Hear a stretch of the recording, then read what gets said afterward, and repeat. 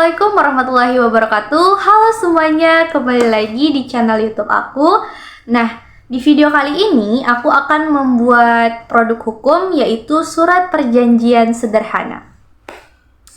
Nah, sebelum kita masuk ke pembuatan surat perjanjian sederhana, aku akan memberikan sedikit definisi dari surat perjanjian sederhana. Surat perjanjian sederhana yaitu merupakan keterkaitan antara kedua belah pihak atau kesepakatan antara kedua belah pihak yang membuat perjanjian tersebut untuk melindungi kepentingan serta hak-hak mereka. Nah, biasanya surat perjanjian sederhana ini merupakan surat di bawah tangan atau tidak dibuat dengan ahlinya ataupun dengan notaris. Nah, surat perjanjian sederhana ini bisa dibuat dengan orang lain ataupun orang yang tidak berbadan hukum atau juga orang yang bisa membuat perjanjian tanpa adanya notaris. Nah, untuk sahnya sebuah perjanjian ini ataupun jika seseorang yang melanggar dari isi perjanjian yang sudah mereka sepakati, jika itu ditandatangani dengan menggunakan materai, itu bisa menjadikan alat bukti di pengadilan. Namun, jika surat perjanjian sederhana di bawah tangan tanpa adanya notaris dan tidak ada materai, maka surat perjanjian itu tidak bisa dijadikan alat bukti. Nah, itu definisi dari surat perjanjian sederhana. Oke, selanjutnya kita akan membuat surat perjanjian sederhana. Nah, surat perjanjian sederhana yaitu kita bisa buat di atas atau judulnya yaitu merupakan surat perjanjian. Kita buat saja tentang surat perjanjian sewa-menyewa. Nah, seorang ibu menyewakan rumahnya kepada orang lain untuk di tempat tinggali.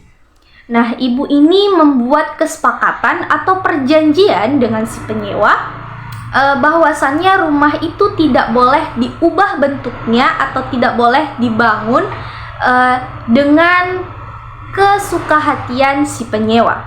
Nah, mereka membuat perjanjian di atas surat ataupun di bawah tangan tanpa menggunakan materai ataupun tanpa melibatkan ahlinya. Nah, surat perjanjian tersebut yang berjudul dengan surat perjanjian sewa rumah dan di bagian bawah judulnya itu bisa kita letakkan pihak pertama yaitu si ibu yang punya rumah. Nah, yang kedua bisa diletakkan pihak kedua yaitu seseorang yang menyewa rumah tersebut.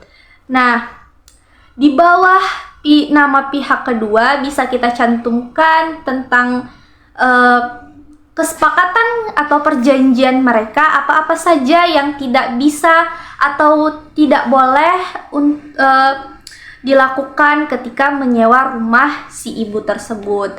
Nah, setelah perjanjian itu dicantumkan dalam kertas atau ditulis di atas kertas, maka setelah itu membuat kolom ataupun kedua tanda tangan antara si ibu yang mempunyai rumah dan seseorang yang menyewa rumah ibu tersebut.